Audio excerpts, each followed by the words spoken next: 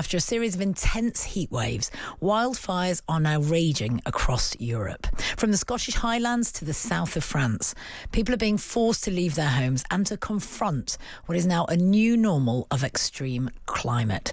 Let's speak first to France correspondent for The Times, Adam Sage. Good afternoon, Adam. Good afternoon. Adam, the situation in France has grown graver by the hour. What's the latest over there? Yes, absolutely. We've now had in southwest France and around Bordeaux, there are two départements, two counties that are affected, Les Landes and La Gironde, and about 200,000 people have been evacuated over the last few days. And those numbers are rising all the time. The fires have reached towns around Bordeaux, including Mérignac, which is the Bordeaux airport town. At the moment, the mayor of Bordeaux says that there are no plans to evacuate Bordeaux, which would, of course, be on a wholly different scale altogether. I mean, it's a city of several 100,000 people. But it's a very threatening situation. The Interior Minister said it's unprecedented. And overall, since the start of the year in France, there have been almost 100,000 hectares burnt in these wildfires, which is a record. And to give you some idea, in 2022, which was the last summer where there were wildfires ever all over the place, throughout the whole year, there were 57,000 hectares burnt. So we're almost doubled that even before the end of July. Adam, even without evacuating Bordeaux city itself, these are huge numbers of people that have been evacuated. Does the government have any plans to temporarily rehouse people from the area? No, I mean, at the moment, amongst those 200,000 people who've been evacuated, there are, of course, a significant number of holiday makers who will be, I mean, their holidays have come to an end and they'll be going home. So they do have their own homes. I mean, obviously, having the holiday interrupted in this manner is a brutal and unpleasant experience, but it's better for them than for the people who live permanently in the region, who have no vision of when they will be going back into their homes, or indeed whether the flames will leave their homes safe. At the moment, there have been relatively few properties that have been affected, and no lives lost, which is probably a testament to the preventive evacuation campaign that's coming. But no, I mean, at the moment, those evacuees have been put up in gymnasiums, in school gymnasiums, a significant several thousand of them in Bordeaux's exhibition centre, on camp beds, and very often not on camp beds because the evacuation is so massive that they run out of camp beds. And there are indeed people who were evacuated once to towns in Les Landes, around the park, which is full of pine forests. They were evacuated once and have had to be evacuated again because the towns to which they were evacuated the first time were themselves threatened by flames. Thank you so much, Adam. It's great to speak to you. Stay safe there in France. Let's turn to Spain now and speak to Paul Giblin, who's reporting from Madrid. Good afternoon, Paul. Hello, Jane. Nice to speak to you. Nice to speak to you too, Paul. Now, the Spanish government has already declared a national emergency. What does declaring the emergency change, if anything?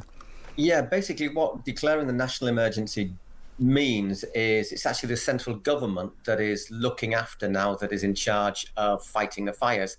Obviously, if people don't know, Spain is divided into 17 different autonomous communities.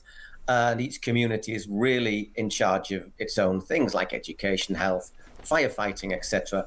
But when they've taken it to, I think it's a level 3, as you say, that means it's the central government that's in charge of it, who are directing the resources rather than the regional government. A number of Spanish residents have been forced to evacuate. Not quite the same numbers, I don't think, as in France right now. But these are significant numbers, Paul. Are there any plans in place as a joined-up national effort to house those people for a while? Well, one of these things, it's one of these situations which, unfortunately, same as in France, is still basically changing every hour. At the moment, we're looking at 85,000 people who have either been evacuated or who have basically been told to stay indoors because of the smoke. What's happened is very similar. They're looking at opening up sports centres, school halls, gymnasiums, etc., etc. What we're talking about is an area northwest of Madrid. So it's an area of mountains, of hilly, rocky, pine forest, scrub, etc., etc. And most of the people evacuated have been evacuated from villages of about 2, 4, 5,000 people. So fortunately, the evacuation has gone very well. I think maybe people learned from the horrible tragedy there was in Almeria at the start of the month, and slightly different situation as well. It's much better roads, and people got out quickly. But yeah, basically, it's a question of just, I think in some ways, make it up as you go along, because we're looking at, I think, about 40,000 hectares that have been burned between the Madrid area and the province of Avila, which is just neighboring it, just up to the north. And what they want to stop these two fires joining up, because if that happens, it would be a real nightmare. Adam was talking there about the the concern of having to evacuate Bordeaux, which is a larger municipal area. I mean, is there any suggestion that there might be evacuations from Madrid itself, Paul? No. I mean, I think. Well, very quickly, I'll tell you the situation here. I live in the north of Madrid, but in Madrid capital city. And just looking out the window, you cannot really see the sky. There's like a brown, pink pallor of smoke. It smells of burning and it tickles the back of your throat. But there's no way you'd be evacuating Madrid. However, out that way, there are lots of sleeper towns, and if the flames do continue to advance, they might have to consider bringing people in. Lots of people who have been evacuated are probably in second homes. Obviously, it's a place where people have second homes to go away in the summer. It's a bit cooler. Yeah. Irony of ironies now up in the hills. But it's maybe not so many residents as such, but obviously a lot of people. But Madrid itself, no, for a simple reason. There's so much concrete here; it will be very difficult for the fire to spread. Yeah, that is one comfort at least, Paul. Thank you so much, Paul.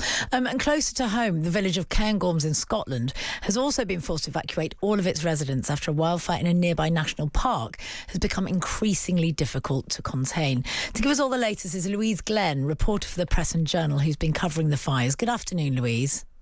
Good afternoon. How are you, Jane? Very well, thanks, Louise. Now, Louise, when we think of Scotland, we don't think of wildfires. We tend to think of, the problematic rain more than anything else. So how unprecedented is it to get these kind of fires in this part of Scotland?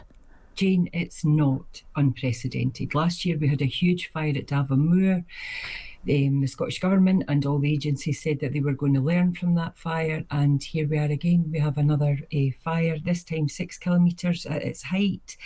Last night, people in the village of Nethy Bridge were evacuated from their homes, and then yet again this morning it was a compulsory evacuation of their homes. This has been going on for 11 days. People in the area tell me that they feel frightened, they feel scared, and they feel that people have not really been taking a notice of them until last night.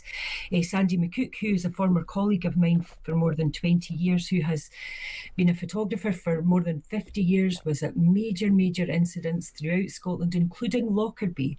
And yesterday he broke down in tears at the fact he felt no one was listening. Other people phoning us saying, when are they going to take this seriously?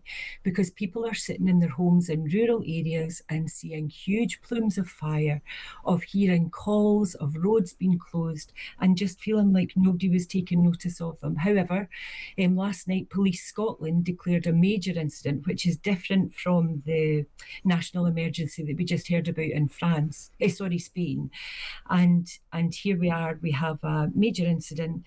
People are feeling a little bit more settled, but they are still saying that there are risks. And yeah, it is raining a tiny wee bit, but it's not enough rain for that fire to go out. No. Is there any significant rain forecast in the near future, Louise?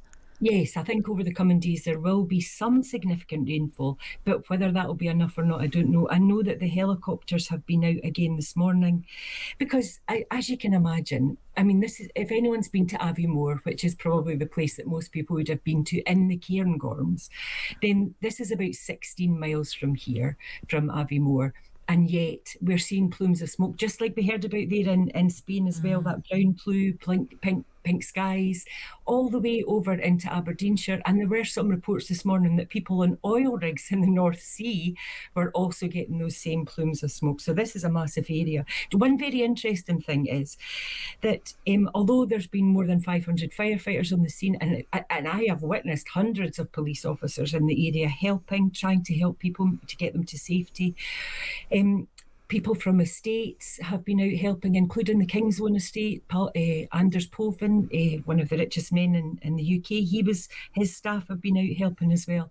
And this morning there has been some good news in that people have turned out with heavy machinery to create a fire break in the road, and it has just been announced by the fire service that fire break has been successful. And I think that's what people are calling for now. Yeah. Remembering that this isn't a one-off event, and this is going to probably happen more and more. Isn't it just awful? Yeah. These are ancient forests that we're talking about. No, it's a tragedy, Louise, absolutely. Yeah, terrible. Louise, thank you so much for your time this afternoon. We really appreciate speaking to you. Stay safe up there. That was Louise Glenn, reporter for the Press and Journal. Before that, we heard from Paul Giblin in Madrid and from the Times correspondent for France, Adam Sage in Paris.